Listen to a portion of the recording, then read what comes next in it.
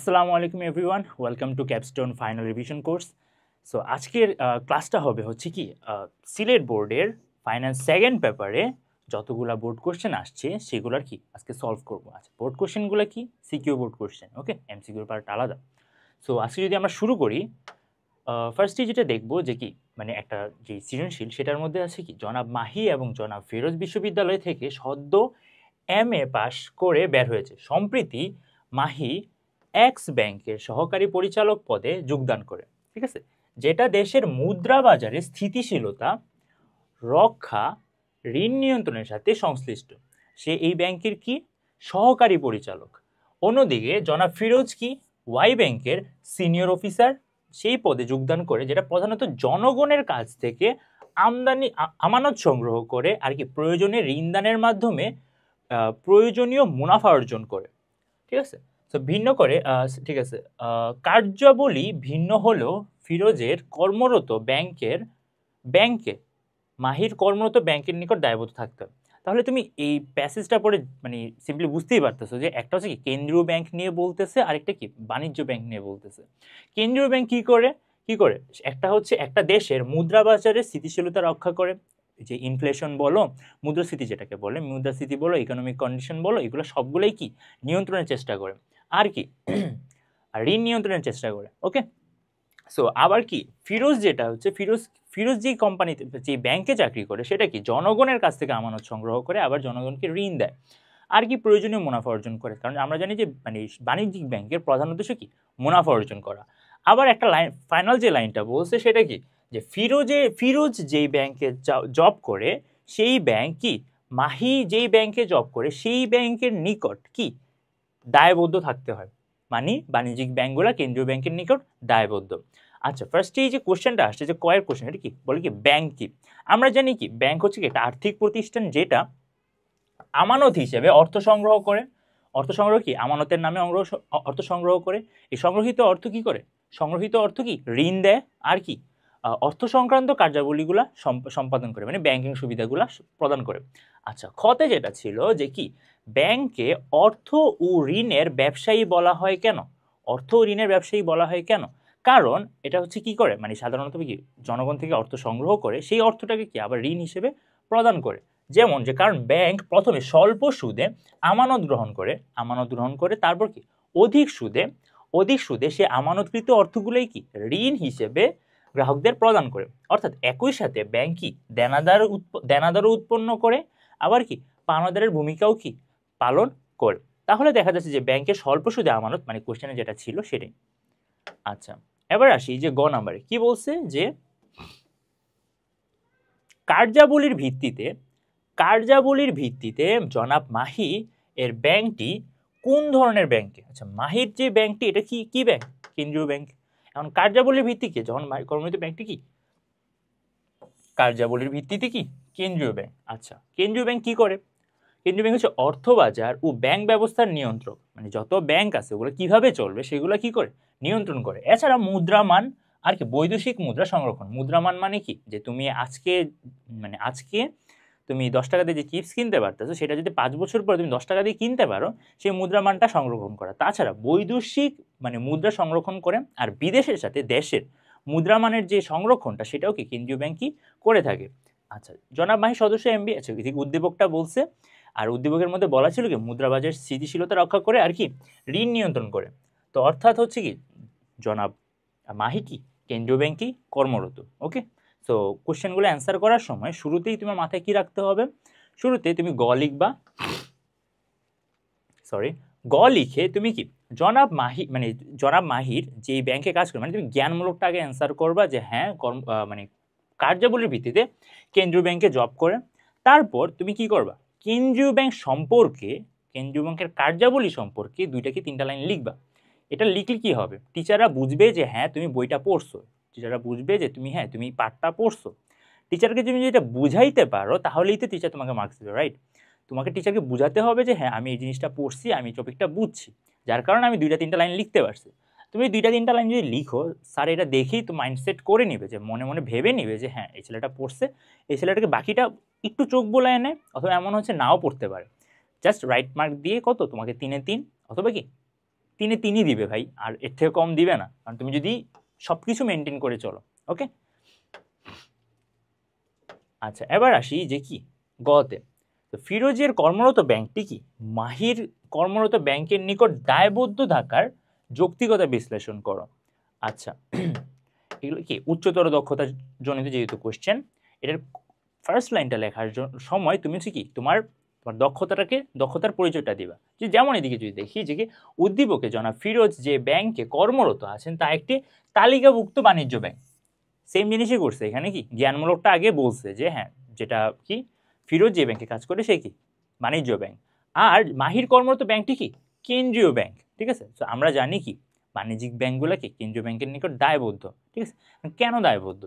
এখন দায়বদ্ধ সহজ নিয়ন্ত্রণের লক্ষ্যে কেন্দ্রীয় ব্যাংক দেশের সকল বাণিজ্যিক ব্যাংক ও আর্থিক প্রতিষ্ঠানকে কি করে তালিকাভুক্ত করে বা রেজিস্টার করে।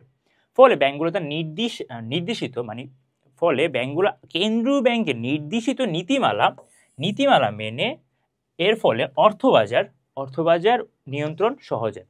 ঠিক আছে, মানি মার্কেট যেটাকে বলে সেটা কি সহজ হয়। তো এখানে উদ্দীপকের ব্যাপারটাই তুলছে যে জনাব ফিরোজ ওয়াই সিনিয়র অফিসার যোগদান করে আমানত সংগ্রহ করে মুনাফা অর্জন করে, সেটু করে পাঠে যা আছে তাই। সো এরপরে এটা প্রুফ করছে যে হ্যাঁ ওয়াই একটা কি বাণিজ্যিক ব্যাংক। আচ্ছা এবার মূলত বাণিজ্যিক ব্যাংকের বৈশিষ্ট্য কি, এই যে দায়বদ্ধ থাকাটা অর্থাৎ মুনাফা অর্জন করে, এগুলো কি বাণিজ্যিক ব্যাংকের বৈশিষ্ট্য।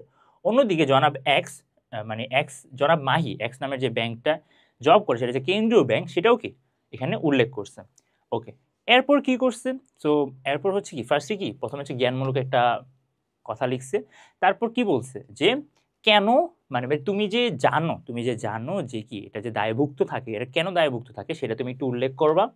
উল্লেখ করে তারপরে কোথায় যাবা কি তোমার কি উদ্দীপকের কথাটাকে কি সুন্দর করে গুছিয়ে লেখা।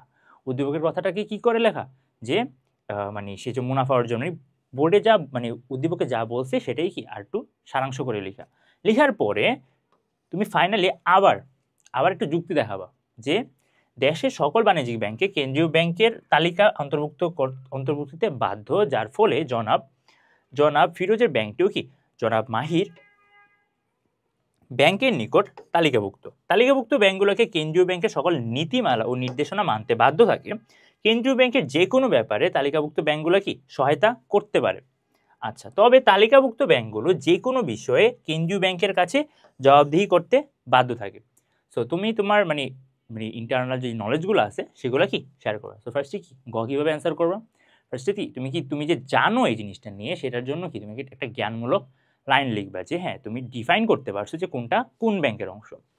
তারপর যে জিনিসটা আসবে সেটা কি যে তোমার নলেজ এটার বিষয় নিয়ে যে কি কারণে বা কোন কারণে দায়বদ্ধ। ওকে, এই দায়বদ্ধ করার কারণটাই বা কি। ওকে, তারপর আসবে কি তুমি উদ্দীপকের কথাটাই কি একটু সুন্দর মতো এলাবোরেট করে লিখবা,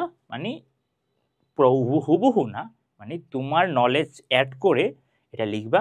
তারপর ফাইনালি তুমি এই যে টপিকটা সম্পর্কে যে জিনিসগুলো জানো সেটা আরেকটু লিখে দিবা।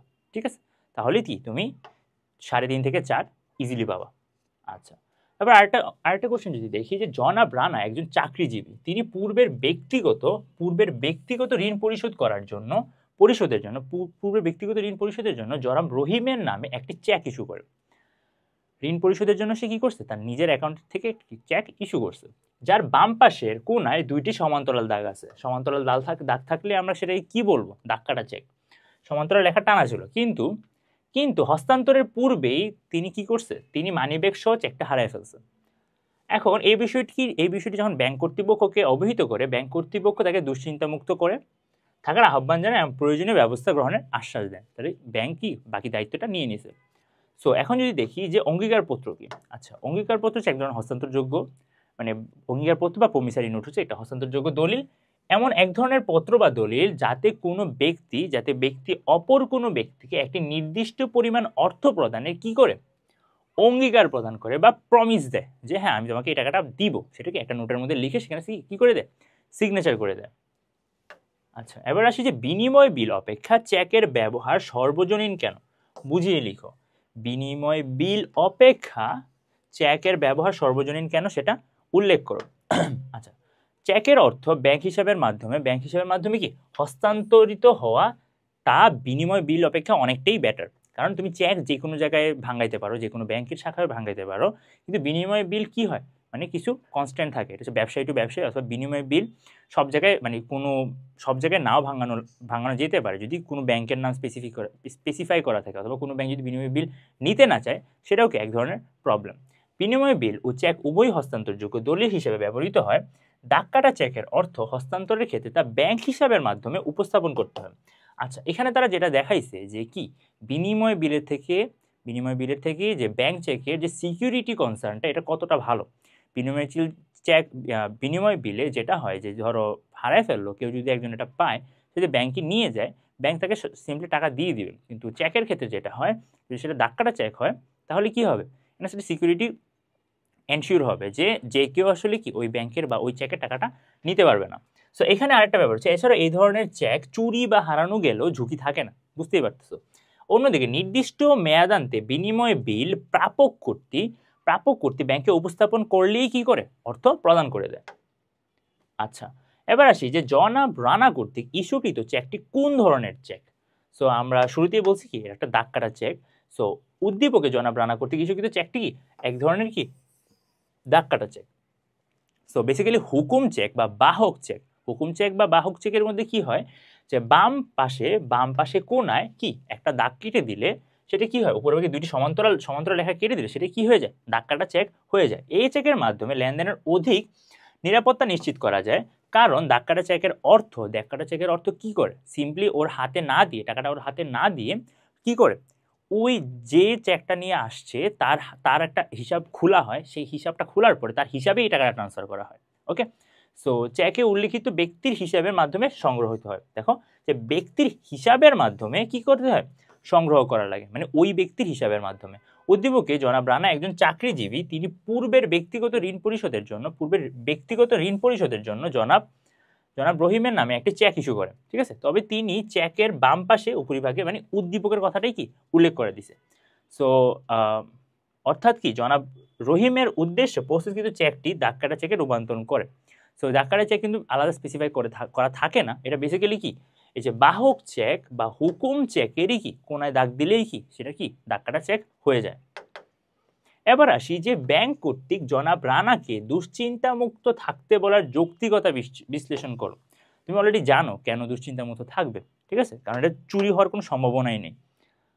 আবার আরো কিছু ব্যাপার আছে, যেমন উদ্দীপকে হারিয়ে যাওয়ার চেকটি দাগ কাটা চেক, যার অর্থ কেবল প্রাপকের হিসাবে প্রদেয় হয় ব্যাংক কর্তৃক জনাব রানাকে দুশ্চিন্ত থাকতে বলে। কি বলছে, যে প্রাপকের হিসাবে কি প্রদেয় হয় ব্যাংক কর্তৃক জনাব রানাকে কি দুশ্চিন্তাগ্রস্ত থাকতে বলছে। চেকের নিরাপত্তা বৃদ্ধি, ঝুঁকি হ্রাসের লক্ষ্যে কি আধুনিক ব্যাংকিং জগতে কি দাগ কাটা চেকের প্রচলন ঘটে।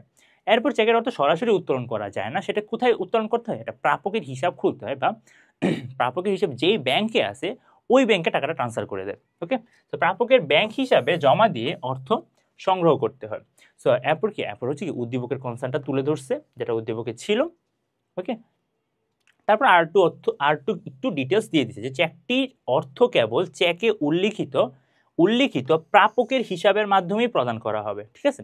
যেহেতু এটা একটা বাহক চেক ছিল বা হুকুম চেক ছিল, সেই জন্য কি ওই চেকের মধ্যে কি ছিল, ওই ইন্ডিভিজুয়াল বা প্রাপকের নাম লেখা ছিল, এটা তো একটা আসি যে তার উপরে কি এটার মধ্যে দাগ কেটে দিছে।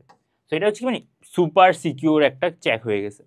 সো প্রদান করতে হবে যা জনাব রানার কি প্রস্তুতকৃত চেকের নিরাপত্তাকে কি আরো নিশ্চিত করে। ওকে, আচ্ছা, এটা তো শেষ হলো। এবার যদি আরেকটা যাই, যে জনাব মাহবুব গত 5 বছর যাবত অগ্রণী ব্যাংকের একটি কি ডিপিএস হিসাব পরিচালনা করেছিলেন, যার মেয়াদ পূর্তিতে তিনি কি 5 লক্ষ টাকা পান। এ প্রাপ্ত অর্থ হতে 20,000 টাকা তিনি নতুন একটি কি ব্যাংকে হিসাবে জমা রাখেন, যেখানে দৈনিক যতবার খুশি টাকা জমা রাখা গেলেও কিছু বাধ্যতামূলক ভিতর থেকে টাকা উত্তোলন করতে হয়, ঠিক আছে, যে যত খুশি টাকা জমা দিতে পারবে, কিন্তু কি কিছু বাধ্যবাধকতার ভেতরে তার কি টাকা উত্তোলন করার সুবিধাটা থাকে। মোট কথা ফার্স্টে কি তার ডিপিএস ছিল, ডিপিএস থেকে কি হয়েছে সে টাকা উত্তোলন করছে, উত্তোলন করে সে আরেকটা হিসাব খুলছে, যে হিসাবটা কি, যে হিসাবটার মধ্যে সে কি সুবিধাটা পাচ্ছে, সুবিধাটা পাচ্ছে সে ইচ্ছা মতো টাকা জমা দিতে পারবে। আর কি করতে হবে, আর কি করতে পারবে, সে সবসময় টাকা উত্তোলন করতে পারবে না, বেসিক্যালি কি 2 সপ্তাহে একবার, সরি 1 মাস 1 সপ্তাহে 2 বার এরকম উত্তোলন করতে পারবে। অবশিষ্ট টাকা তিনি অধিক লাভের আশায় ভিন্ন এক ধরনের ব্যাংক হিসাবে দীর্ঘ সময়ের জন্য জমা রাখে। ওকে, সো ব্যাংক হিসাব কি?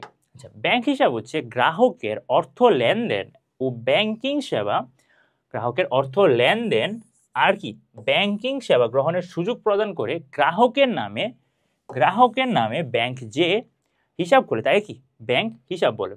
ওকে, এবার আসি যে একজন ব্যবসায়ীর জন্য কোন ধরনের ব্যাংক হিসাব খোলা উচিত। তো চলতি ব্যাংক হিসাব খোলা উচিত। একজন ব্যবসায়ীর জন্য কোনটা খোলা উচিত? চলতি হিসাব খোলা উত্তম। কারণ কি? কারণ হচ্ছে এই হিসাবের মাধ্যমে ব্যাংক তার গ্রাহককে কার্যদিবসে মানে মানে যতদিন পর্যন্ত তার ব্যাংক অ্যাকাউন্টটা আছে সে যতবার ইচ্ছা ততবার কি টাকা তুলতে পারবে, যতবার ইচ্ছা ততবার কি সে টাকা মানে আবার জমা রাখতে পারবে। তো অর্থ জমা দান ও প্রয়োজনে তা উত্তোলনের সুযোগ প্রদান করে, মানে কার্যদিবস হিসেবে যতবার ইচ্ছা ততবার। আচ্ছা, ওকে, একজন ব্যবসায়ীকে প্রতিনিয়ত বিভিন্ন ধরনের অর্থ সংক্রান্ত লেনদেন করতে হয়। তো এই জন্য তার নগদ ঋণ চলতি হিসেবে আবার জমাতিরিক্ত ঋণের সুবিধাও দিয়ে থাকে। ঋণ আবার কি জমাতিরিক্ত ঋণ ছাড়াও বিভিন্ন ধরনের ব্যাংকিং সহায়তার প্রয়োজন পড়ে, যা অন্য কোনো ব্যাংক হিসাবে এই সুযোগটা পাওয়া যায় না।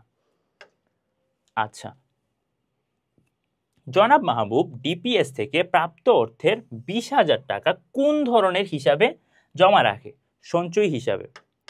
তো তুমি যদি দেখো যে কি উদ্দীপকে জনাব মাহবুব ডিপিএস থেকে প্রাপ্ত অর্থ 20,000 টাকা ব্যাংকে সঞ্চয় হিসাবে জমা রাখে, কারণ সঞ্চয় হিসাবে সকল বৈশিষ্ট্যগুলো কি এখানে মিলে।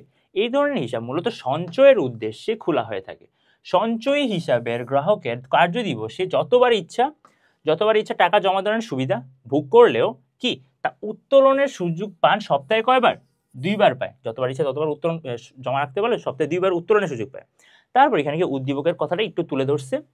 ওকে স্যার, তারপর অর্থাৎ জনাব তার গৃহীত হিসাব হতে সপ্তাহে 2 বারের বেশি অর্থ উত্তোলন করতে পারবে না, তাই সঞ্চয় হিসাবধারীদের ক্ষেত্রে অর্থ উত্তোলনের এই ধরনের বাধ্যবাধকতা রয়েছে।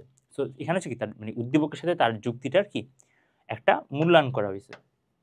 এবার আসি যে গহতে উদ্দীপকে বর্ণিত অবশিষ্ট অর্থ দীর্ঘমেয়াদের জন্য অন্য একটি ব্যাংক হিসাবে জমা রাখার সিদ্ধান্ত যৌক্তিকতা বিশ্লেষণ করো। কি বলছে? দীর্ঘমেয়াদের জন্য অন্য একটি, তোমার কি মনে হয় এখানে অবশ্যই তার কি যৌক্তিকতাটা কি সঠিক, যে অবশিষ্ট অর্থ সর্বাধিক মুনাফা অর্জনের জন্য কি সে স্থায়ী হিসাবে বা দীর্ঘমেয়াদীর জন্য কি একটা ব্যাংকে জমা রাখতে পারে। কারণ কি তুমি যত বেশি সময়ের জন্য তুমি ব্যাংকে অর্থ রাখবা অথবা তুমি যত বেশি কম উত্তোলন করবা কি হবে, তোমার মুনাফার পরিমাণ বা সুদের পরিমাণ কি তত বেশি আসবে। ওকে, তো এই ক্ষেত্রে স্থায়ী হিসাবে নির্দিষ্ট সময়ের জন্য আমানত রাখা হয়, যা কি স্থায়ী হিসাবে নির্দিষ্ট একটা সময়ের জন্য কি আমানত রাখা হয়, যা মেয়াদ পূর্তিতে গ্রাহক অন্য হিসাবের তুলনায় কি বেশি মুনাফা পেয়ে থাকে। ওকে, সো এক্ষেত্রে যেটা হয় যে সে হচ্ছে ইদার কি করে যে একবারে টাকাটা জমা দেয়, এরপর কি মেয়াদ পূর্তির সময় সে টাকাটা উত্তোলন করতে আসে, মাঝখানে সে একবারও কি উত্তোলন করে না। আবার কিছু কিছু ক্ষেত্রে দেখা যায় যে বিশেষ ক্ষেত্রে হ্যাঁ 1 সপ্তাহ আগে নোটিশ দিতে হয়, 1 সপ্তাহ আগে নোটিশ দিয়ে তারপর 1 সপ্তাহ পরে সে সামান্য পরিমাণ অর্থ উত্তোলন করতে পারে। আচ্ছা, উদ্দীপকে জনাব মাহবুব ডিপিএস এর মেয়াদ পূর্তিতে এককালীন 5 লক্ষ টাকা গ্রহণ করে। উদ্দীপকটা এখানে বলছে যে সে আসলে কি করছে। আচ্ছা, স্থায়ী হিসাবের অর্থ ব্যাংক নির্দিষ্ট সময়ের জন্য ব্যবহারের সুযোগ পায়। কি ব্যাংক নির্দিষ্ট সময়ের জন্য ব্যবহারের সুযোগ পায়, এই কারণে মানে কি তুমি ব্যাংকে টাকাটা জমা রাখছো, এই টাকাটা তো তুমি আর ভাঙাচ্ছ না, তো ব্যাংক কি করবে এই পুরো টাকাটা কি করতে পারে সেফলি অন্য একটা জায়গায় ইনভেস্ট করতে পারবে। এখন এই যে একটা ইনভেস্ট অপরচুনিটি বা একটা সুযোগ তুমি ব্যাংকে দিচ্ছ, যার কারণে ব্যাংক তোমাকে কি করবে একটু বেশি মুনাফা দিবে। তো এই জিনিসটাই কি এখানে উল্লেখ করে দিছে। আচ্ছা, এটা তো শেষ। এবার আসি যে গুডউইল ব্যাংক লিমিটেড ব্যাংক আমানতের একটি নির্দিষ্ট অংশ সংরক্ষণ করে বাকি টাকা, কি বলছে একটি নির্দিষ্ট অংশ সংরক্ষণ করে বাকি টাকা ঋণ হিসেবে কি করছে বিতরণ করে। ওকে, সো এটা হচ্ছে একটা ব্যাংক যে কি নাকি আমানতকৃত অর্থের কিছু অংশ নিজের কাছে রেখে বাকি সবটাই কি করছে ঋণ দিয়ে দিছে। এখন নির্বিচারে ঋণ প্রদান করায়, নির্বিচারে বলতে কি কোনো জামানত রাখে নাই, কোনো কিছু রাখে নাই, জাস্ট ঋণ দিয়ে গেছে, রাখায় বেশ কিছু ঋণ কি হয়েছে খেলাপি হয়ে যায়। এতে ব্যাংকের তহবিল সংকট সৃষ্টি হয়। পরবর্তীতে ব্যাংকটি কেন্দ্রীয় ব্যাংকের দ্বারস্থ হলে কি হয়েছে, পরবর্তীতে ব্যাংকটি কেন্দ্রীয় ব্যাংকের দ্বারস্থ হলে কেন্দ্রীয় ব্যাংক তাদেরকে ঋণ মঞ্জুর করে। ঠিক আছে, তো এখানে সে হচ্ছে কি সম্পূর্ণ টাকা মানে বেশিরভাগ টাকা কি করছে সে ঋণ হিসেবে দিয়ে দিয়েছে, যার কারণে তার ঋণ খেলাপি হয়েছে। ঋণ খেলাপির কারণে সে তো আবার দেউলিয়ার মুখে। এখন এই সময় তো আবার যারা হচ্ছে কি গ্রাহক আছে তাদেরকেও তো আবার মানে তাদের আমানতকৃত অর্থ ফেরত দিতে হবে। সেই সময় কেন্দ্রীয় ব্যাংক কি করে, মানে কি করে কেন্দ্রীয় ব্যাংক হচ্ছে কি একটা নির্দিষ্ট পরিমাণ অর্থ মানে বাণিজ্যিক ব্যাংকগুলো কি দিয়ে থাকে, একটা নির্দিষ্ট রেটে কি ঋণ দিয়ে থাকে। এতে গুডউইল ব্যাংকের তহবিল ও তারল্য উভয়ই কি হয় বৃদ্ধি পায়। বর্তমানে তারা ঋণ প্রদানে বেশ সতর্কতা অবলম্বন করে ঋণের গুণগত মান বাড়লেও তাদের তারল্যের উপর নেতিবাচক প্রভাব ফেলে। কি বলছে যে ঋণের গুণগত মান বাড়লেও কি হয় তারল্যের প্রতি কি একটা মানে অভাব সৃষ্টি হয়। মানে মোট কথা হচ্ছে কি যে সে তার তো আবার ঋণ পাইলেও কি সে হচ্ছে ঋণের কি বোঝাটা কমাইলো, কিন্তু তার কাছে কিন্তু তারল্য কমে গেছে। ফার্স্ট অফ অল সে হচ্ছে কি অনেক বেশি ঋণ খেলাপি করছে, অনেক বেশি ইনভেস্টমেন্ট করে ফেলছে, নিজের কাছে কি সামান্য কিছু টাকা পয়সা রাখছে। ওকে, তো আমানতকারীরা কি মানে অনেক ওয়েট করতে হবে এই কারণে। তো ব্যাংকের আজ্ঞাপত্র কি, ব্যাংকের এক শাখা অন্য শাখাকে নির্দিষ্ট পরিমাণ অর্থ প্রাপককে প্রদানের জন্য যে লিখিত নির্দেশনাটা দেয় সেটাই কি আজ্ঞাপত্র। আচ্ছা, এবার বিনিময়ের মাধ্যম সৃষ্টি বলতে কি বোঝায়? মাধ্যম সৃষ্টি বলতে বোঝায় যে যেটা থ্রুতে তুমি কি মানে লেনদেন করতে পারো, মানে বেসিক নলেজ কিন্তু এটাই। তো এখন তুমি দেখো যে পারস্পরিক দেনা পাওনা নিষ্পত্তির জন্য বা লেনদেন নিষ্পত্তির জন্য যে মাধ্যম বা দলিল ব্যবহৃত হয় সেটাই কি বিনিময়ের মাধ্যম। এখানে চেক হতে পারে, এখানে কি টাকা পয়সা হতে পারে, ওকে, এখানে বিনিময় বিল হতে পারে, অঙ্গীকারপত্র হতে পারে, আজ্ঞাপত্র হতে পারে। সাধারণত বিনিময়ের মাধ্যম হিসাবে নগদ অর্থ ব্যবহৃত হয়। সে অর্থ বিনিময়ের মাধ্যম সৃষ্টি বলতে নোট মুদ্রা ইস্যুকরণকে বোঝায়। বিনিময়ের মাধ্যম সৃষ্টি বলতে কি বোঝায়? নোট ও মুদ্রা ছাপানো বা ইস্যু করাকে বোঝায়। কিন্তু বাণিজ্যিক ব্যাংকগুলো নোট ইস্যুর জন্য অনুমোদন প্রাপ্ত নয়, যে কারণে তারা কি করে চেকের উদ্বোধন করে। তাছাড়া নগদ অর্থ লেনদেনেও ঝুঁকিপূর্ণ। ওকে, তাই লেনদেনের ঝুঁকি হ্রাস ও লেনদেনের গতিশীলতা বৃদ্ধির জন্য কি চেক, বিনিময় বিল, পে অর্ডার, ব্যাংক ড্রাফট ইত্যাদি কি ইস্যু করে। এসব দলিল মুদ্রার বিকল্প হিসেবে ব্যবহৃত হয়। এভাবে কি বাণিজ্যিক ব্যাংক কি করে বিনিময় মাধ্যম সৃষ্টি করে থাকে। আচ্ছা, এবার আসি যে গহতে উদ্দীপকে বাণিজ্যিক ব্যাংকের কোন মূলনীতি লঙ্ঘনের ফলে কি গুডউইলের কি সংকট সৃষ্টি হয়, মানে কোন মূলনীতি লঙ্ঘন করার কারণে সে কি হয়েছে, সে সব টাকা কি করছে ঋণ দিয়ে দিছে, নিজের কাছে কি টাকা পয়সা কম রাখছে, তার উপরে কি সে কি কোনো জামানতের ভিত্তিতে ঋণ দেন। তো এক্ষেত্রে উদ্দীপকে বাণিজ্যিক ব্যাংকের নিরাপত্তা নীতি লঙ্ঘনের মাধ্যমে কি হয়েছে সংকট সৃষ্টি করছে। আচ্ছা, আমানতের অর্থ নিরাপত্তা খাতে বিনিয়োগ করা। আমানত তোমাকে যে মানে গ্রাহকরা যে এত টাকা তোমার কাছে রেখে গেল, সেই টাকাটা কি তুমি মানে তোমার ইচ্ছা মতো বিনিয়োগ করতে পারো না। এর জন্য কেন্দ্রীয় ব্যাংক কর্তৃক একটা নীতিমালা আছে, সেটা কি নিরাপত্তা নীতি। ওকে, সো এটা হচ্ছে কি বাণিজ্যিক ব্যাংক এই নীতিটা কি করে থাকে ফলো করে থাকে। তো বিনিয়োগ করে মুনাফা অর্জন করাই কি নিরাপত্তার মূল কথা। ঠিক আছে, মুনাফা অর্জন করবা কিন্তু কি সঠিক বিনিয়োগ সেক্টরে বিনিয়োগ করে। এটা লঙ্ঘন করলে ব্যাংকের খেলাপি ঋণ অথবা ঝুঁকিও বৃদ্ধি পায়। ওকে, সো এখানে হচ্ছে কি উদ্দীপকের ব্যাপারটা তুলে ধরছে। সো ফাইনালি ব্যাংকে আমানতকারীর অর্থের যত্রতত্র বিনিয়োগ করলে চলবে না। এমন খাতে বিনিয়োগ করতে হবে যাতে নির্দিষ্ট সময় পর কি লাভসহ কি পুঁজি ফিরে আসে, মানে লাভটা সে ব্যাংক রাখলো আর পুঁজি বলতে কি সেটা কি মানে জনগণের যে অর্থ সেই পুঁজিটা কি ফেরত আসলো। আচ্ছা, এবার আসি গতে গুডউইলস ব্যাংকের ঋণ কার্যক্রম কিভাবে কি ব্যাংকের তারল্য প্রবাহ ও ঋণ আমানত সৃষ্টিকে সৃষ্টি কি প্রভাবিত করেছে, যে একটা নেতিবাচক হয়েছে একটা ইতিবাচক হয়েছে আর কি। ওকে, তো এই ক্ষেত্রে উদ্দীপকের গুডউইল ব্যাংকের ঋণ কার্যক্রম ব্যাংকের তারল্য প্রবাহের উপর কি নেতিবাচক, কিন্তু ঋণ আমানত সৃষ্টির উপর কি ইতিবাচক প্রভাব ফেলে। এটা কিভাবে হয়েছে, তুমি হচ্ছে কি একটা বেসিক যুক্তি মানে একটা বেসিক নলেজটা তোমার শো করবে।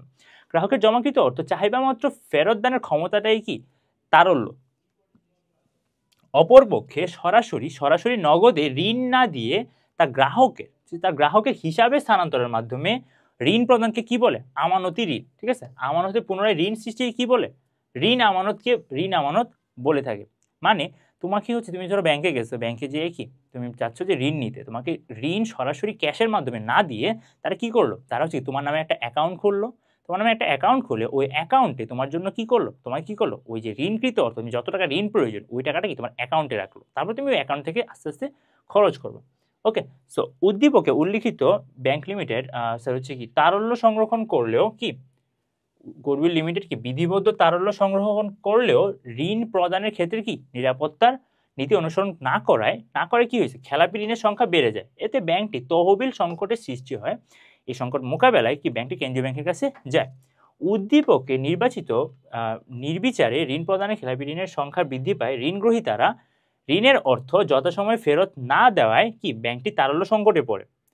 সিম্পল, যেহেতু অর্থ ফেরত দেয় না, মানে কি ব্যাংকে ক্যাশের অভাব, ঠিক আছে, সংকট পড়ে, তার তারল্যে কি নেতিবাচক একটা প্রভাব ফেলে। অর্থাৎ ব্যাংকটি গ্রাহকের চাহিদা মতো অর্থ প্রদানে কি হবে, ব্যর্থ হবে। এর ফলে ব্যাংকটির কি হচ্ছে, সুনামের উপরও কি হচ্ছে একটা নেতিবাচক প্রভাব ফেলছে, বা সুনাম হচ্ছে ক্ষুণ্ণ হচ্ছে। অপরদিকে অধিক পরিমাণে ব্যাংকটি ঋণ প্রদান করে যা নগদে দেয়া হয়নি। ওকে, সো এখানে এই ক্ষেত্রে যেটা হয়েছে যে কি সে ব্যাংকটা কি করছে, গ্রাহকদের নামে একটা অ্যাকাউন্ট খুলছে, ওই অ্যাকাউন্টে বিভিন্ন টাকা পয়সা রাখছে।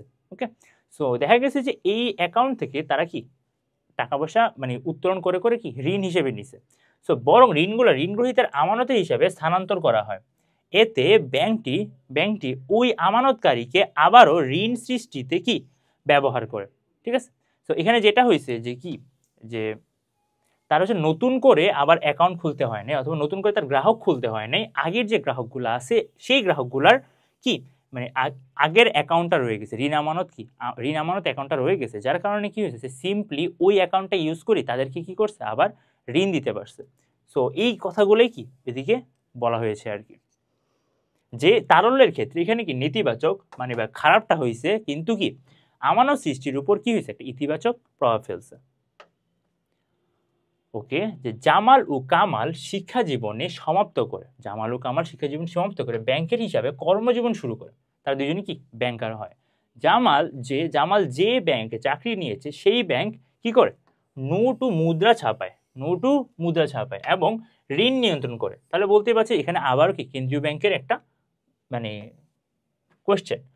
আবার অপরদিকে কামাল যে ব্যাংকে চাকরি করেন তার মূল উদ্দেশ্য কি মুনাফা অর্জন। তাহলে বুঝতেই পারতেছো একটা ব্যাংক যখন মুনাফা অর্জনই মেইন উদ্দেশ্য, তাহলে কি সেটা অবশ্যই কি বাণিজ্যিক ব্যাংক। এই ব্যাংক বিভিন্ন ব্যক্তি ও প্রতিষ্ঠানকে ঋণ দিয়ে ব্যবসা বাণিজ্যে সহায়তা করে থাকে। এদেশে দ্রব্যমূল্য বৃদ্ধি পেতে থাকলে তা কি নিয়ন্ত্রণে উভয় ব্যাংকই কি ভূমিকা পালন করে থাকে। ওকে, আচ্ছা, এবার আসছি স্কুল ব্যাংকিং কি। স্কুল ওয়ার্ডটা শুনে তুমি বুঝতে পারতেছো যে স্কুল ব্যাংক কি হতে পারে। যে স্কুল পড়ুয়া ছাত্রছাত্রীদের কি সঞ্চয়ে উদ্বুদ্ধ করার জন্য, মানে তাদেরকে ইন্সপায়ার করার জন্য যে তোমরা কি টাকা সেভ করা শিখো, তোমরা টাকা সেভ করো, সঞ্চয় উদ্বুদ্ধ করতে বাণিজ্যিক ব্যাংকগুলো যে হিসাব করে তাই সেগুলোই কি স্কুল ব্যাংকিং।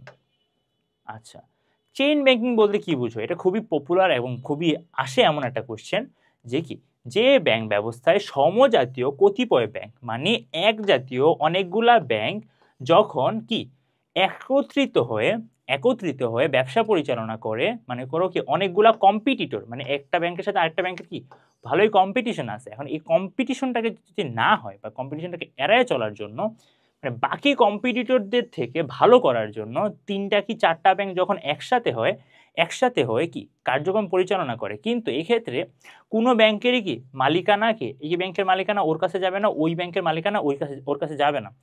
ব্যাংকগুলোর মালিকানা নিজস্ব থাকবে, কিন্তু কি জাস্ট একজন আরেকজনের সাথে কি হাত মিলিয়ে কাজ করবে। ওকে, সো এটাই হচ্ছে কি চেইন ব্যাংকের মানে বৈশিষ্ট্য আর কি। সো কি নিজেদের স্বাধীন সত্তা বজায় রেখে, স্বাধীন সত্তা বজায় রেখে মানে বুঝলাই তো, মানে নিজেদের মালিকানা রক্ষা বজায় রেখে কি সমঝোতা সমঝোতা ও সহযোগিতার ভিত্তিতে যৌথভাবে ব্যাংক কার্যক্রম পরিচালনা করে থাকে তাকে কি বলে? চেইন ব্যাংকিং বলে। চেইন ব্যাংকের মূল উদ্দেশ্য হলো কি পারস্পরিক সহযোগিতার মাধ্যমে মুনাফা অর্জন করা, ঠিক আছে?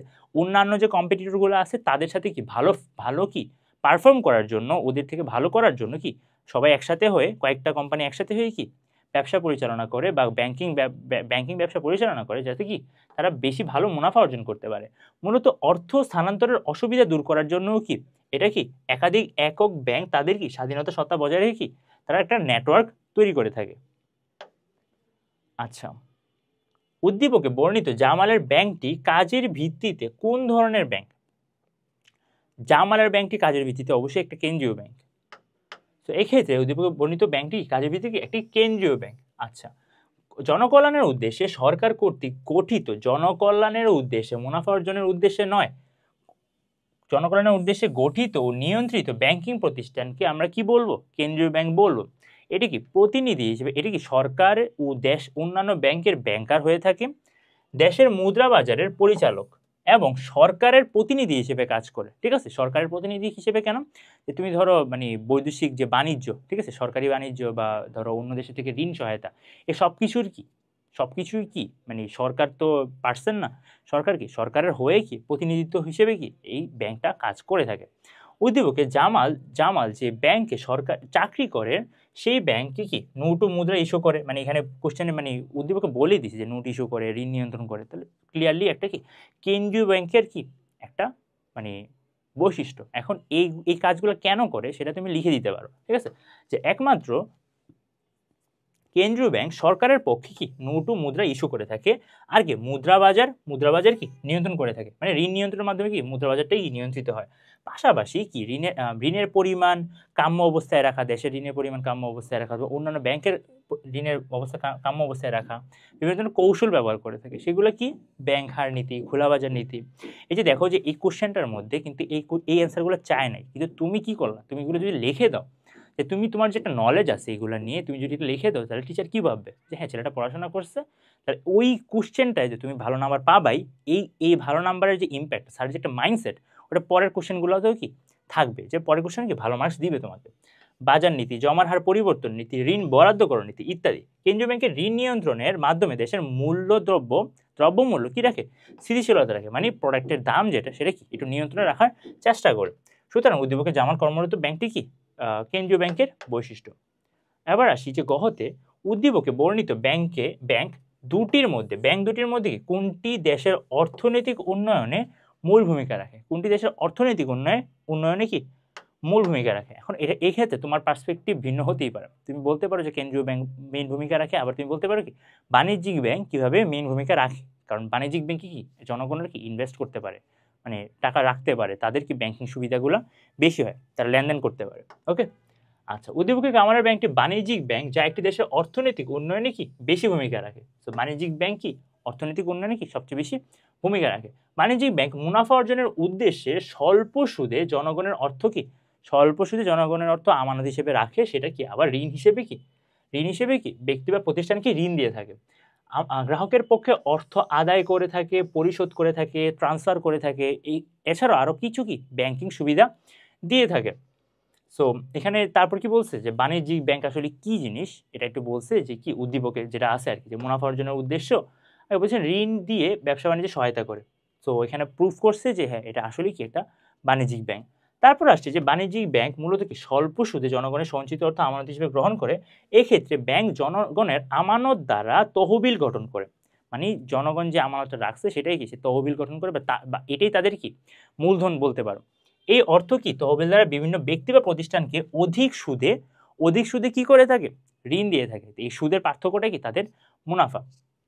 এছাড়া কর্মসংস্থানের সুযোগ করে দেয়। এই মানুষজন যদি কর্মসংস্থানের সুযোগ পায় তাহলে কি দেশের ইকোনমিক্স এভাবে কি ডেভেলপ হবে।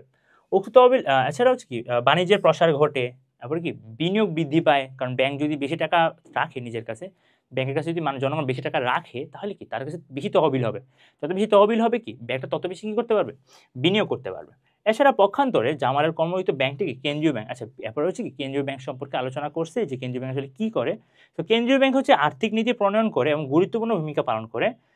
তবে মানে কেন্দ্রীয় ব্যাংক কি অর্থনৈতিক স্থিতিশীলতা বজায় রাখে, কিন্তু অর্থনৈতিক উন্নয়নে সবচেয়ে বেশি ভূমিকা রাখে কি বাণিজ্যিক ব্যাংকটাই রেখে থাকে। ওকে, আচ্ছা এবার আসি যে জনাব মিয়াজি সুরমা ব্যাংকের একজন গ্রাহক। জনাব মিয়াজি একজন কি সুরমা ব্যাংকের একজন গ্রাহক। ব্যাংকের যে কোনো শাখা থেকে তিনি কি এই শাখা যে কোনো শাখা থেকে তিনি কি উক্ত ব্যাংকের ব্যাংকিং সুবিধা গ্রহণ করতে পারে। আবার ব্যাংক হিসাবের বিপরীতে কোনো সুদ না পেলেও জমাতিরিক্ত ঋণ পান। তাহলে কি বুঝতে পারতেছো, এখানে সে হচ্ছে কি এমন একটা ব্যাংকের হিসাব বলছে যে হিসাবে কি যে কোনো শাখা থেকে লেনদেন করতে পারে, তাছাড়া সে এই হিসাবে কোনো সুদ পায় না, কিন্তু সে কি যে কোনো মানে সে কি জমাতিরিক্ত ঋণের সুবিধা পান, জমাতিরিক্ত ঋণের সুবিধা পান। তাহলে তুমি বুঝতে পারছো এটা কি চলতি হিসাব। ওকে, সো বর্তমানে তিনি লেনদেনের সর্বশেষ পরিস্থিতি জানা, নগদ অর্থের জমাদান, অন্যান্য হিসাবের অর্থ স্থানান্তর, বিল প্রদান ইত্যাদি সুবিধা সহ ব্যাংক হিসাবের উপর সুদ পেতে চান। ওকে, সো সো এখন হচ্ছে কি সে আগে এই অ্যাকাউন্টটা খুলছে, পরে হচ্ছে কি মাইন্ড কি চেঞ্জ করছে। ওকে, মাইন্ড চেঞ্জ করে সে কি চাচ্ছে একটু সুদ অর্জন করতে চাচ্ছে। ওকে, ই ব্যাংকিং হচ্ছে কি ব্যাংকিং ব্যবস্থায় আধুনিক পদ্ধতি যেখানে কম্পিউটার প্রযুক্তি ব্যবহারের মাধ্যমে সব ধরনের ব্যাংকিং সুবিধা প্রদান করে, সেটাই কি ই ব্যাংকিং। তাহলে ই ব্যাংকিং এর মধ্যে কি আসবে, আধুনিকতা ওয়ার্ডটা ইউজ করবা, কম্পিউটার ওয়ার্ডটা ইউজ করবা, আর বাদ বাকি যা আছে তা হচ্ছে তোমার মতো করে লিখলেই হবে, কারণ ব্যাংক তো ব্যাংকিং সুবিধাই দিয়ে থাকবে, তাই না। এবার আসি যে কি বিক্রয় সেবা বিন্দু বলতে কি বুঝো। বিক্রয় সেবা বিন্দু যেটা হচ্ছে বোঝার চেষ্টা করো, ঠিক আছে। যে বিক্রয় সেবা বিন্দু ব্যাংক ও আর্থিক প্রতিষ্ঠান কর্তৃক প্রদত্ত একটি কি ইলেকট্রনিক ব্যাংকিং সুবিধা, ঠিক আছে, ব্যাংকিং সেবা। এর মাধ্যমে গ্রাহক তার সুবিধাজনক স্থানে কি সব ধরনের পণ্য ক্রয় ও কি মূল্য পরিশোধ করতে পারবে। ওকে, সো বিক্রয় বিন্দু ব্যবস্থায় পণ্য বা সেবার মূল্য তাৎক্ষণিকভাবে কি ক্রেতার হিসাবে কি ডেবিট হবে এবং বিক্রেতার হিসেবে কি হবে ক্রেডিট করা হয়। পণ্য বা সেবার মূল্য বাবদ গ্রাহক চেক প্রদান করলে কি বিক্রেতা তার যথার্থতা আগে যাচাই করে নেওয়ার পরে কি হয়, যাচাইয়ের পর চেকটি যথার্থ হলে ব্যবসায়ী কি চেক গ্রহণ করে যন্ত্রের সাহায্যে কি প্রয়োজনীয় হিসাব ডেবিট বা ক্রেডিট করে মূল্য গ্রহণ করে থাকে। ওকে, গতে উদ্দীপকে জনাব মিয়াজি বর্তমানে কোন ব্যাংক হিসাবের আওতায় আছে। তো বর্তমানে কি চলতি হিসাবে আওতায় আছে, ঠিক আছে। জনাব বর্তমানে চলতি ব্যাংক হিসাবের আওতায় আছে। আমি একটু আগে বলেছিলাম চলতি ব্যাংক কি করে। চলতি ব্যাংকে কি করতে পারবা, চলতি ব্যাংকে তুমি ইচ্ছা মতো টাকা জমা রাখতে পারবা, তুমি ইচ্ছা মতো টাকা উত্তোলন করতে পারবা, তুমি তোমার প্রয়োজন মতো ব্যাংক থেকে ওই জমাতিরিক্ত ঋণ মানে কি যে তোমার ব্যাংকে যত টাকা ছিল তার থেকে বেশি তুমি ব্যাংক থেকে তুলতে পারবা। তুমি তার থেকে বেশি কিভাবে তুলবা, যদি তোমাকে ব্যাংক ঋণ দেয় তাহলে কি তুমি যত টাকা ছিল তার থেকে বেশি তুলতে পারো, রাইট। সো এই জমাতিরিক্ত ঋণটাও কি তুমি নিতে পারো। সো তুমি তো বুঝতেই পারছো যে চলতি ব্যাংক মানে চলতি হিসাবের সাথে কি এই জিনিসটা মিলে। সো এখানে হচ্ছে কি আমি আর আলাদা করে আরেকবার দেখাচ্ছি না, বিকজ আমি একটু আগে তোমাদের অলরেডি বলেছি, ঠিক আছে। কিন্তু চলতি হিসাবে যেটা হয় যে তুমি চলতি হিসাবে কোনো প্রকার সুদ পাবা না। ওকে, কোনো প্রকার সুদ পাবা না, তুমি কি যখন মন চায় তখন উত্তোলন করতে পারবা, আর যখন ইচ্ছে কি তখন জমা রাখতে পারবা। তাছাড়া কি তুমি জমাতিরিক্ত ঋণ পাবা বা নগদ ঋণের সুবিধাটাও কি চলতি ব্যাংকে পাবা। ওকে, চলতি হিসাবে পাবা। জনাব মিয়াজির ইচ্ছা বাস্তবায়নে কোন ধরনের ব্যাংক হিসেবে উপযুক্ত। কি বলছে যে সে সর্বশেষ পরিস্থিতি জানা যে ব্যাংকে তার কতটুকু ব্যালেন্স আছে, এবার কি নগদ অর্থ জমা রাখতে চায়, অন্য হিসাবে ট্রান্সফার করতে পারবে, বিল প্রদান করতে পারবে, আবার কি তার উপর কি তার সুদও একটু পেতে চান, তাহলে আমরা বলতে পারি যে সে সঞ্চয় হিসাবেই কি খুলতে চান। এক্ষেত্রে ইচ্ছা বাস্তবায়নে তার কি সঞ্চয় হিসাব উপযুক্ত। তো ব্যাংকের পাশাপাশি সঞ্চয়ের উদ্দেশ্যে যে হিসাব খোলা হয় কি লেনদেনের পাশাপাশি কি সামান্য সঞ্চয়ের জন্য যে হিসাব খোলা হয় সেটাই কি সঞ্চয়ী ব্যাংক। সঞ্চয় হিসেবে কি হয়, তুমি যতবার খুশি ততবার কি টাকা জমা রাখতে পারবা, কিন্তু তুমি সপ্তাহে শুধুমাত্র কি 2বার কি টাকা উত্তোলন করতে পারবা।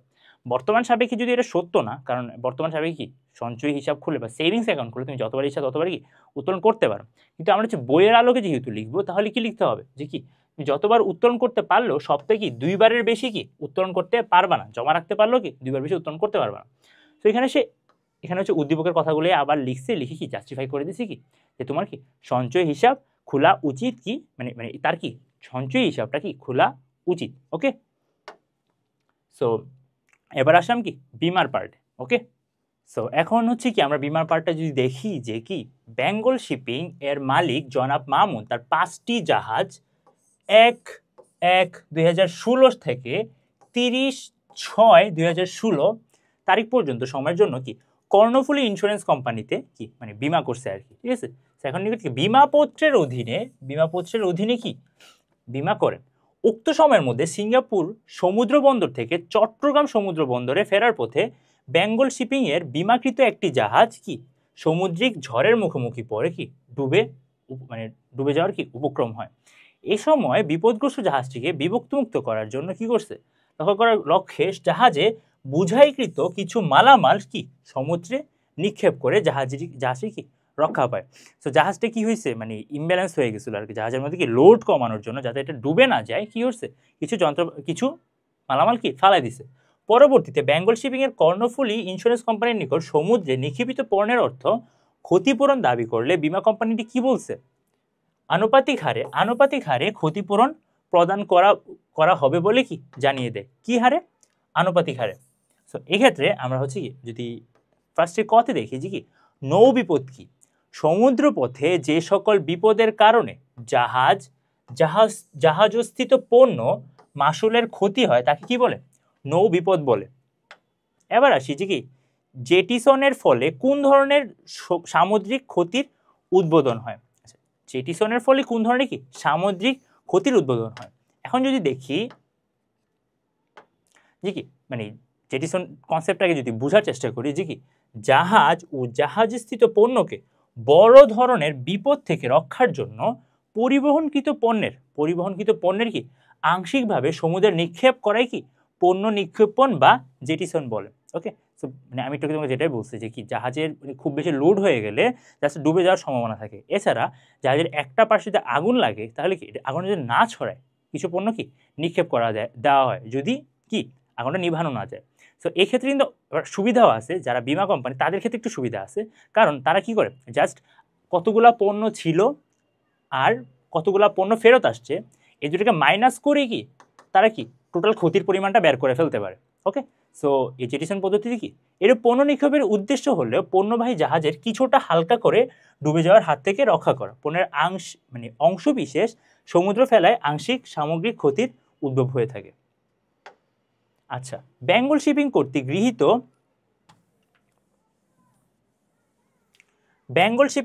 গৃহীত বিমাপত্রটি কোন ধরনের নৌ বিমাপত্র? কি গৃহীত বিমাপত্রটি কোন ধরনের নৌ বিমাপত্র?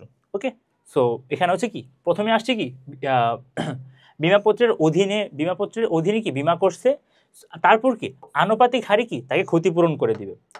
তো এই ক্ষেত্রে উদ্দীপকে বেঙ্গল শিপিং কর্তৃক গৃহীত বিমাপত্রটি কি ভাসমান নৌ বিমাপত্র, যা কিনা এই ধরনের বিমাপত্রে একই মালিক বা প্রতিষ্ঠানের একাধিক জাহাজ নির্দিষ্ট সময়ের জন্য একটি বিমাপত্রের আওতায় বিমা করে থাকে।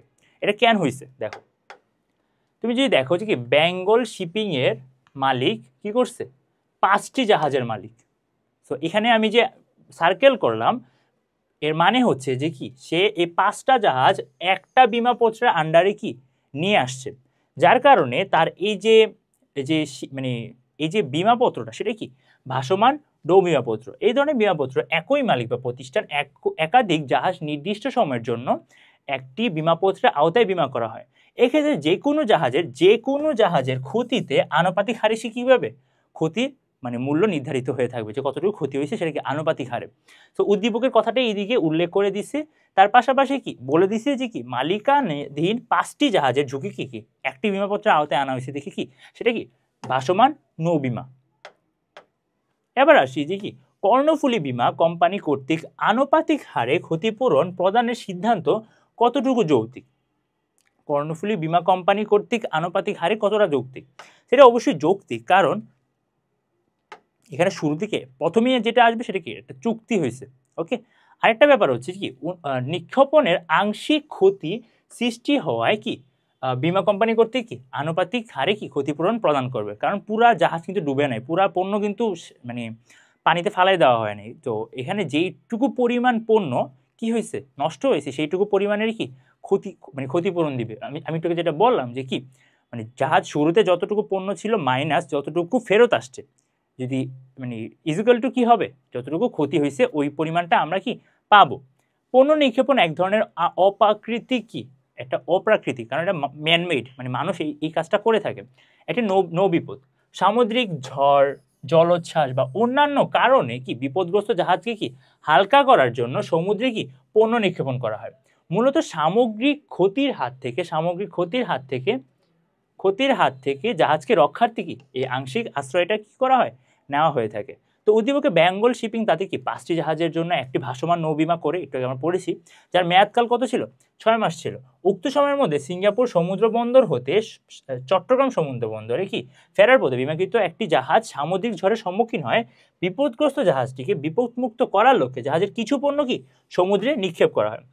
ফলশ্রুতিতে জাহাজটি রক্ষা পায়। পরবর্তীতে কি বিমাকারীর নিকট সমুদ্রে নিক্ষেপিত অর্থের মহান মূল্য চাওয়া হয়, তারা কি আনুপাতিক হারে দিয়ে থাকে। বেঙ্গল শিপিং এর জাহাজটি আংশিকভাবে ক্ষতিগ্রস্ত হয়েছে, অর্থাৎ সম্পূর্ণ জাহাজের রক্ষার্থে কিছু পণ্য কি করা হয়েছে, সেটা কি পানিতে ফেলে দেওয়া হয়েছে, যার কারণে সে আনুপাতিক হারে কি পাবে, বিমার ক্ষতিপূরণটা পাবে। ওকে, যার পরেরটা দেখি যে কি, জনাব ফারুক একজন পোশাক ব্যবসায়ী হিসেবে তিনি কি অগ্নিজনিত ক্ষতির কথা চিন্তা করে সাদিয়া ইন্স্যুরেন্স কোম্পানির নিকট থেকে তার কি 5 লক্ষ টাকার তৈরি কি পোশাকের জন্য কি 5 লক্ষ টাকা পোশাকের জন্য কি 4 লক্ষ টাকায় একটি কি অগ্নি বীমা পলিসি করে। এখানে বুঝতে হবে কি, তার প্রোডাক্ট কিন্তু 5 লক্ষ টাকার, সে বীমা করছে কত, 4 লক্ষ টাকার।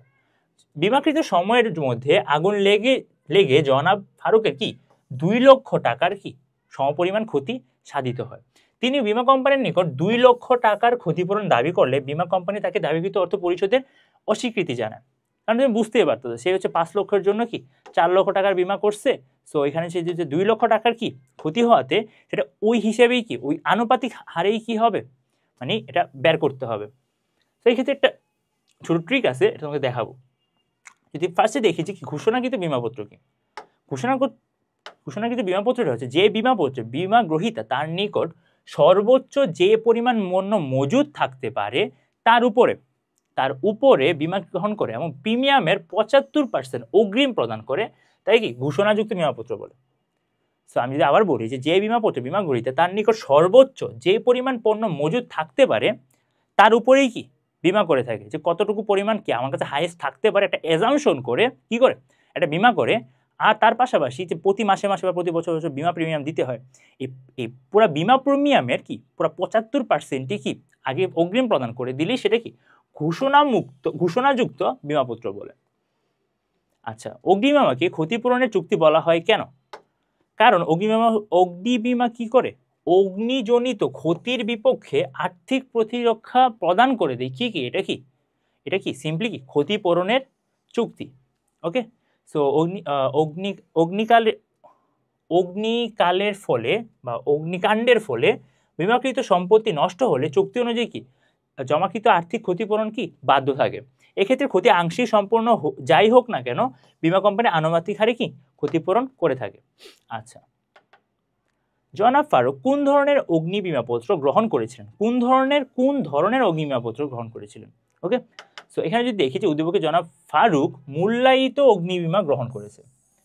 মূল্যায়িত অগ্নি বীমাটি কি সেটা সম্পর্কে একটু লিখে দিয়েছে যে কি মূল্যায়িত বীমাপত্র সম্পাদনকালেই কি বীমাকৃত বিষয়বস্তুর মূল্য নির্ধারণ করে এরও বীমা চুক্তি করা হয়ে থাকে। মানে হচ্ছে যে কি মানে প্রোডাক্টগুলো মূল্যায়ন করা হয় বলতে কি যে তোমার কাছে কত টাকার প্রোডাক্ট আছে সেটা কি আগে জাজ করে নেওয়া হয়, আগে সিলেক্ট করে নেওয়া হয়। যদি 5 লক্ষ টাকা প্রোডাক্ট থাকে সেটা কি যোগ বিয়োগের মাধ্যমে কি এটার একটা কি ফলাফল বের করে নেওয়া হয়। ফলাফল বের করে তারপর কি প্রোডাক্টের উপর কি করা হয়, বীমা করা হয়ে থাকে। কিছু ক্ষেত্রে আবার দেখা যায় যে কি পুরো কারখানার মধ্যে কোনো প্রোডাক্ট পুড়ে গেলে বা পুরো কারখানার উপরে করে দেওয়া হয়, ওই কারখানার মধ্যে কি ওই প্রোডাক্টগুলো ইনক্লুডেড থাকে, সেক্ষেত্রে কিন্তু গণনা করা হয় না। ওকে, সেই ক্ষেত্রে যখন তোমার কি গণনা করে বা মূল্যায়িত করে বা কতটুকু প্রোডাক্ট আছে সেটা কি যাচাই বাছাই করে যখন বীমা করা হয় সেটা কি মূল্যায়িত অগ্নি বীমাপত্র।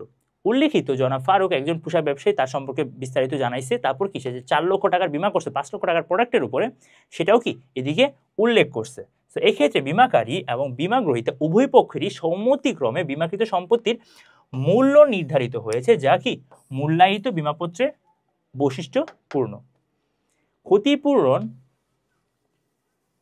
ক্ষতিপূরণ প্রদানের ক্ষেত্রে বিমা গ্রহীতার দাবিকৃত অর্থ কি, দাবিকৃত অর্থ পরিশোধে বিমা কোম্পানি অস্বীকৃতি কেন জানায়? কারণ উদ্দীপকের মূল্যায়িত বিমাপত্রের অধীনে বিমাকৃত বিষয়বস্তুর আংশিক ক্ষতিতে সম্পূর্ণ ক্ষতিপূরণ দাবি চুক্তির শর্ত অনুযায়ী অযৌক্তিক হওয়ায় কি বিমা কোম্পানি কর্তৃক প্রত্যাখ্যাত করা যথার্থ হয়েছে। ওকে, সেখানে মূল্যায়িত বিমাপত্রে বিমাকৃত বিষয়বস্তু সম্পূর্ণ ক্ষতিতে বিমাকৃত মূল্য দ্বারা বিমাকারী কি ক্ষতিপূরণ প্রদান করে থাকে। তবে আংশিকের বেলায় সম্পত্তি কত অংশ, বেসিক্যালি কি পুরা প্রোডাক্টটি যদি জ্বলে যায় তাহলে কি পুরা প্রোডাক্টের টাকাই দিবে, মানে 5 লক্ষ টাকার পণ্য কি 5 লক্ষ টাকা যদি জ্বলে যায় তাহলে কি 4 লক্ষ টাকা দিবে, যেহেতু এই হিসেবেই কি চুক্তিটা হয়েছে। এখন 5 লক্ষ টাকার মধ্যে কি যদি আংশিক পড়ে যায় তাহলে কত অংশের ক্ষতি হয়েছে তার নির্ধারণ করে, মানে তার ক্যালকুলেশন করে তা কি করতে হবে, সেটা কি মূল্য প্রদান করতে হবে। এখানে যেহেতু 2 লক্ষ টাকা পড়ছে, সে 2 লক্ষ টাকায় পাবে না, কারণ সে 5 লক্ষ টাকার প্রোডাক্টে কি 4 লক্ষ টাকার বিমা করছে। ওকে, তো সেই ক্ষেত্রে সে হচ্ছে 2 লক্ষ টাকার প্রোডাক্টের ক্ষেত্রে 1.5 অথবা 1.35 এমন একটা অ্যামাউন্ট পেতে পারে। ওকে, তো উদ্দীপকের আলোচনাটা এখানে করা হয়েছে। তারপরে যেটা হয়েছে উদ্দীপকে সংঘটিত ক্ষতিটি একটি আংশিক ক্ষতি, এই ধরনের ক্ষতিপূরণে মূল্যায়িত বিমাপত্রের সম্পত্তির কি আনুপাতিক হারে কি নির্ণয় করে থাকে, এই ক্ষেত্রে তোমরা কি একটু ক্যালকুলেশন দেখাইতে পারো, তুমি যদি বের করে নিতে পারো তাহলে কি আরো ইমপ্রেস হইল। সো এই ক্ষতিপূরণ নির্ধারণ করা হয়, তাই এই পর্যায়ে ক্ষতির পরিমাণ 2 লক্ষ টাকা হলেও বিমাকারীর যৌক্তিক সম্পত্তির আনুপাতিক হার বিবেচনা করে কি ক্ষতিপূরণ দিবে, মানে আনুপাতিক হারে সেটা আর একটু কম আসবে। এবার আসি যে জনাব মাসরুর বিমা দামি প্রাপ্তির অনিশ্চয়তার কথা চিন্তা করে কি 100 কোটি টাকা মূল্যের যন্ত্রপাতির জন্য মডার্ন ইন্স্যুরেন্স কোম্পানি লিমিটেড ও পপুলার ইন্স্যুরেন্স কোম্পানি লিমিটেড নামক দুইটি বিমা কোম্পানি থেকে বিমা পলিসি গ্রহণ করে। একটা যন্ত্রপাতির জন্য কি দুইটা বিমা কোম্পানি থেকে কি করছে, সে বিমা করছে, দুইটা বিমা কোম্পানির থেকেই কি বিমা করছে, দুইটা বিমা কোম্পানিকে কি করবে, প্রিমিয়াম দিবে। সো দুইটি বিমা কোম্পানি বিমা পলিসি গ্রহণ করে। অন্যদিকে জনাব সামিয়া তার 200 কোটি টাকার মূল্যের জাহাজের জন্য প্রিমিয়ার ইন্স্যুরেন্স কোম্পানি থেকে কি একটি বিমা পলিসি সংগ্রহ করেন। প্রিমিয়াম ইন্স্যুরেন্স কোম্পানি উক্ত জাহাজের জন্য আবার কি করছে, এক পাবলিক কি করছে, সে হচ্ছে কি তার যন্ত্রপাতির জন্য যারা মাস্টার তার যন্ত্রপাতির জন্য কি করছে, দুইটা বিমা কোম্পানির কাছে কি করছে, মানে বিমা করছে। তো সে দুইটা কোম্পানির কাছে কি করবে, বিমা প্রিমিয়াম দিবে। আর আরেকজন কি করছে, সামিয়া কি করছে, সামিয়া তার 200 কোটি টাকার জাহাজের জন্য একটা বিমা কোম্পানির কাছে বিমা করছে, ওই বিমা কোম্পানি আবার আরেকজনের কাছে বিমা করছে। ওকে, সো এই ওভারঅল মানে স্টোরিটা হচ্ছে এটা। সো ফার্স্টে আসি যে শস্য বিমা কি। তো শস্য বিনিষ্টের সম্ভাব্য প্রাকৃতিক ঝুঁকিসমূহ কেমন, বন্যা, খরা, অতিবৃষ্টি, অনাবৃষ্টি ইত্যাদি, এবং অপ্রাকৃতিক ঝুঁকিসমূহ হতে পারে যেমন চুরি, লুট, অগ্নিসংযোগ, দাঙ্গা ইত্যাদি মোকাবেলার জন্য যে বিমা গ্রহণ করা হয় সেগুলো কি শস্য বিমা, মানে শস্য বিনষ্টের সম্ভাব্যের যদি থাকে সেই ক্ষেত্রে এই বিমাগুলো করা হয়ে থাকে। কোন ধরনের সম্পত্তি বিমায় নৈতিক ঝুঁকির মাত্রা বেশি থাকে, কোন ধরনের সম্পত্তি বিমায় কি থাকে, নৈতিক ঝুঁকির মাত্রা বেশি থাকে। ওকে, সো এক্ষেত্রে যদি দেখি যে কি অগ্নি বিমায় নৈতিক ঝুঁকির মাত্রা বেশি থাকে, কারণ এক্ষেত্রে তুমি বলতে পারো না যে কি আগুনটা কি ইন্টেনশনালি লাগানো হয়েছে নাকি আনইনটেনশনালি লাগানো হয়েছে। এখানে মাঝে মাঝে আগুন পুরে এমন ছাই হয়ে যায় যে ডিটেক্ট করা যায় না যে এখানে কত টাকার পণ্য ছিল আর কত টাকার পণ্য ছিল না। এমনও হতে পারে যে কি মালিক অর্ধেক পণ্য রাখার পরে ওটা পুড়ে গেছে, ঠিক আছে, অথবা এমনও হতে পারে যে নর্মালি প্রাকৃতিক কারণে আগুন লাগছে বা ম্যানমেড হইতে পারে, বাট অনিশ্চিত একটা কারণে আগুন লাগার পরে সব একদম ছাই হয়ে গেছে। মালিক দাবি করতেছে যে কি আমার এখানে কি 2 লক্ষ টাকার প্রোডাক্ট ছিল, অথচ হয়তোবা ছিল কি 1 লক্ষ টাকার। ওকে, সো বিমা গ্রহীতার চরিত্র পারিপার্শ্বিক লোকজনের কার্যকলাপ থেকে সৃষ্ট ঝুঁকি কি অগ্নি বিমায় নৈতিক ঝুঁকি বলে। নৈতিক ঝুঁকি অদৃশ্যমান হয়ে থাকে এবং তা মানুষের উপর নির্ভরশীল হয়ে থাকে। প্রকৃতিক ঝুঁকির মতোই এই ঝুঁকির অনুমান করা প্রায় অসম্ভব। ওকে, পণ্য গুদাম বিমা করে পণ্য সরিয়ে আগুন লাগানো, এই যে দেখো যে পণ্য গুদাম বিমা করে পণ্য সরিয়ে আগুন লাগানো এবং ক্ষতিপূরণ আদায় কি এই নৈতিক ঝুঁকির আওতায় পড়ে। এবার আসি যে জনাব মাসুর কোন ধরনের বিমা পলিসি গ্রহণ করেছিল। ওকে, ফার্স্ট যে ব্যক্তিটা তার সম্পর্কে বলা হচ্ছে। মাসুর কি দুটি বিমা কোম্পানি থেকে বিমা পলিসি গ্রহণ করে তার দ্বৈত বিমার আন্ডারে আনছে। এই ধরনের বিমা পলিসিতে একক বিষয়বস্তুকে একটাই বিষয়বস্তুকে একাধিক বিমা কোম্পানির নিকট কি বিমা করা হয়ে থাকে। এক্ষেত্রে সাধারণত কি উচ্চ মূল্যের সম্পত্তির ক্ষেত্রে কি মানে মানুষজন এটা করে থাকে, তার ওই যন্ত্রপাতিটা কি খুব বেশি এক্সপেন্সিভ, এটা যদি কিচ্ছু হয়ে যায় তাহলে কি মানে একটা ব্যাকআপ হিসেবে কি বিমা করে রাখে তারা আর কি। সো এখানে হচ্ছে কি উদ্দীপক সম্পর্কে একটু বলে দিছে আর কি, অর্থাৎ বিষয়বস্তুর মূল্য অধিক হওয়ায় জনাব মাসুর কি একাধিক বিমা কোম্পানিতে কি করছে বিমা করছে। এই বিষয়বস্তু ক্ষতিতে বিমাকৃত অর্থ নিশ্চিতভাবে পাওয়ার লক্ষ্যে এরূপ ব্যবস্থা করেন যা কি দ্বৈত বিমার মূল বিষয়বস্তু হিসেবে বিবেচ্য। এবার আসি যে গহতে জনতা ইন্স্যুরেন্সের নিকট বিমা করায় প্রিমিয়ার ইন্স্যুরেন্সের ঝুঁকি কমবে এবং জনাব সামিয়ার বিমা দাবি প্রাপ্তির সম্ভাবনাও বাড়বে। এই যে প্রিমিয়াম ইন্স্যুরেন্স কোম্পানি যে আবার একটা বিমা করছে, এতে কি হয়েছে, প্রিমিয়ার ইন্স্যুরেন্স কোম্পানির কি ঝুঁকি একটু কমছে। ঝুঁকি কমার পাশাপাশি সামিয়া কি আরো বেশি কি সামিয়ার আরো বেশি কি সম্ভাবনা আছে কি তার টাকাটা ফেরত পাওয়ার।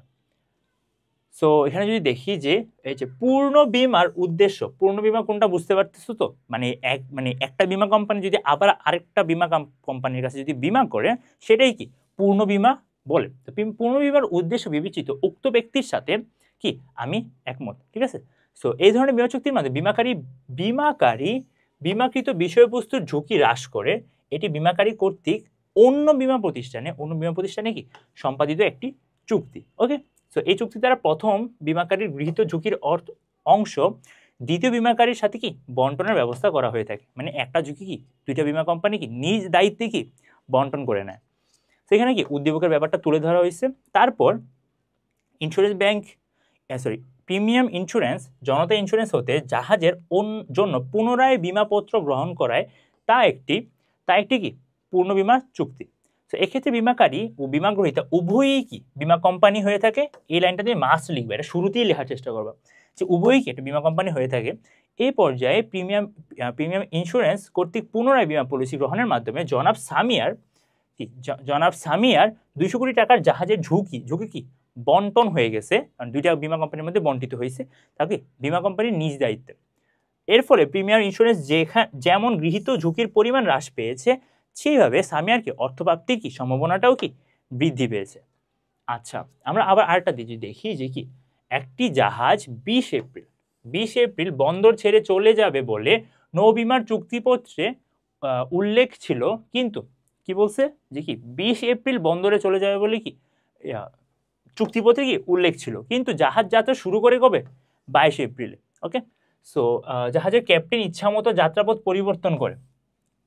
সো জাহাজের ক্যাপ্টেন ইচ্ছামতো যাত্রাপথ পরিবর্তন করে মানে বেশি ডিলে করে আর কি। এই সময় জাহাজের গভীরে নিমজ্জিত একটি পাহাড়ে ধাক্কা লেগে জাহাজটি কি ক্ষতিগ্রস্ত হয়। 20 তারিখ যাওয়ার কথা ছিল, গেছে 22 তারিখ। এটা করছে গিয়ে জাহাজের চালক, সে কি করছে পরে কি একটা পাহাড়ে ধাক্কা খেয়ে কি হয়েছে একটা ক্ষতিপূর্ণ হয়েছে। পরবর্তীতে বিমা কোম্পানির নিকট ক্ষতিপূরণের দাবিতে পেশ করলে বিমা কোম্পানি তা বাতিল করে দেয়। ওকে, চুক্তিপত্রে যেটা লেখা থাকে সাধারণত ওই হিসাবেই কি হয়ে থাকে বিমা করা হয়ে থাকে। ওকে, সো দায় বিমা কাকে বলে? যে চুক্তি মোতাবেক নির্ধারিত ঝুঁকিজনিত যে কোনো ধরনের ঝুঁকিপূর্ণ করার জন্য যে চুক্তি মোতাবেক নির্ধারিত ঝুঁকিজনিত যে কোনো ধরনের ক্ষতিপূরণ করার জন্য বিমা গ্রহীতার মতো বিমাকারী প্রতিষ্ঠানও সমভাবে দায়বদ্ধ হয়, তাকে কি বলে? দায় বিমা বলে। ওকে, এবার যদি আসি যে পণ্য নিক্ষেপণ বলতে কি বোঝায়? ওই যে আমরা একটু আগে যেটা বলছিলাম যে এর আগে একবার পাইছি এটা, যে জাহাজ এবং জাহাজস্থ পণ্যকে বড় কোনো বিপদে হাত থেকে রক্ষা করতে, হ্যাঁ, পরিবাহিত আংশিকভাবে সমুদ্রে নিক্ষেপ করে দেওয়া। সো জাহাজ যদি ডুবে না যায় তাহলে কি, জাহাজ যদি খুব একটু হালকা হয় তার কারণে কি কিছু পণ্য ফেলে দেওয়া হয়, আবার কি জাহাজে যাতে সবগুলা পণ্যই যাতে পানিতে পড়ে যদি নষ্ট না হয় সেই জন্য কি কিছু অংশ কি ফেলে জাহাজটাকে কি করা হয়, হালকা করা হয়। সো এর উদ্দেশ্য হলো পণ্যবাহী জাহাজকে কিছুটা হালকা করে ডুবে যাওয়ার হাত থেকে কি করা, রক্ষা করা। ওকে, সো বিমাকারী আনুপাতিক হারে যে যতটুকু ক্ষতি হয়েছে সেই ততটুকুরই কি বিমা দিয়ে থাকবে, মানে অর্থ বা ক্ষতিপূরণ দিয়ে থাকবে। উদ্দীপকে জাহাজটিকে কোন ধরনের নৌ বিপদ মোকাবেলা করতে হয়েছে? তো কোন ধরনের নৌ বিপদ মোকাবেলা করতে হয়েছে, এখানে বিপদের প্রকারভেদ সম্পর্কে যদি তুমি জেনে থাকো তাহলে তুমি এটা বলতে পারবা যে উদ্দীপকে জাহাজটি প্রাকৃতিক নৌ বিপদ মোকাবেলা করতে হয়েছে। সমুদ্রে জাহাজ চলাচলের সময় প্রাকৃতিক উপায়ে সংঘটিত বিপর্যয় বা ঘটনাসমূহকে কি প্রাকৃতিক বিপদ বলতে পারে। সো এই প্রাকৃতিক বিপদগুলো কি হয়ে থাকে যেটা মানুষের নিয়ন্ত্রণ থাকে না। সো এখন হচ্ছে কি কিছু উদাহরণ, মানে উদ্দীপকের ব্যাপারটাই তুলে ধরছে আর কি বলছে যে পাহাড়ে ধাক্কা লেগে কি জাহাজটা ক্ষতিগ্রস্ত হয়। ক্ষতিগ্রস্ত হবার কারণ হচ্ছে কি একটি নিমজ্জিত পাহাড়, ঠিক আছে, এই পাহাড় তো আর মানুষ বিল্ড করে নেই, এটা প্রাকৃতিক নিয়মেই কি সৃষ্টি হয়েছিল। তো সেই কারণে কি বলতে পারে এটা কি প্রাকৃতিক নৌবিমা। এবার আসি যে বিমা কোম্পানি কর্তৃক বিমা দাবি বাতিলের কি, বিমা কোম্পানি কর্তৃক বিমা দাবি মানে বাতিলের কি যৌক্তিকতাটা কতটুকু।